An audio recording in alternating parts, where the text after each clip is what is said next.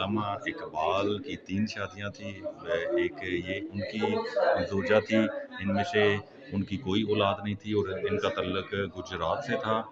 ان کا نام کریم be be ہے، اور ایک ان کی زوجہ یہ تھی سردار بیگم وائف آف علامہ اقبال، اور ان کے یہ بچے، اور اسی طرح ایک تیسری بیگم ان کی یہ تھی مختار بیگم، اور ان کے یہ 2 بچے تھے۔